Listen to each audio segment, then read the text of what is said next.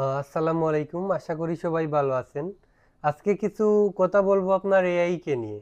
আমরা অনেকে মনে করি যে আমরা সচরাচর যেই দক্ষতা শিখছি, যেমন কেউ ভিডিও এডিটিং শিখছে, সে ভাবে আমি ম্যানুয়ালি যা যা আছে সব আমি একাই করব, আমি এআই কে ইউজ করব না। এই টাইপের অনেকের মেন্টালিটি থাকে যে আমি ট্রেডিশনাল যেই পদ্ধতি এতদিন অবলম্বন করতেছিলাম, আমি ডিজাইন করতেছিলাম, আমি নিজেই ম্যানুয়ালি সব ডিজাইন করব, আমি এআই এর হেল্প নিব না।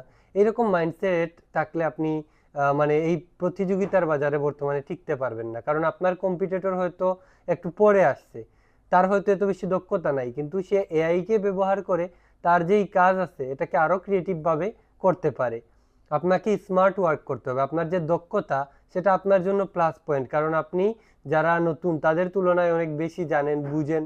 সো আপনি যখন আপনার এই দক্ষতাকে এআই এর সাহায্য নিয়ে আরো প্রোডাক্টিভ ভাবে করবেন, তখন দেখবেন যে আপনার কাজটা আরো ভালো হচ্ছে এবং ক্লায়েন্ট আপনার খুশি হচ্ছে।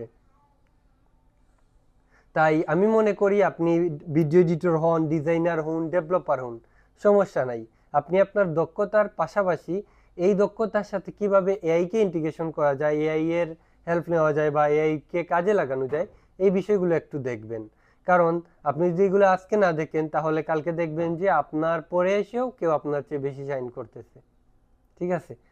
তো আশা করি এটার গুরুত্বটা বুঝতে পারতেছেন যে এআই বর্তমানে কতটা গুরুত্বপূর্ণ। এআই কারোর জন্য কিন্তু ঝুঁকি না, এআই আমাদের হেল্পার, আমরা যদি তাকে পারফেক্টলি ইউজ করতে পারি। কারণ এআই কখনো মানুষকে রিপ্লেস করতে পারবে না।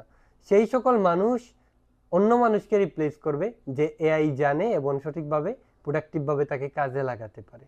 তাই আপনি আপনার দক্ষতার সাথে এআই কে যুক্ত করুন। না জানলে আপনি সেলফ লার্নার হিসেবে শিখুন।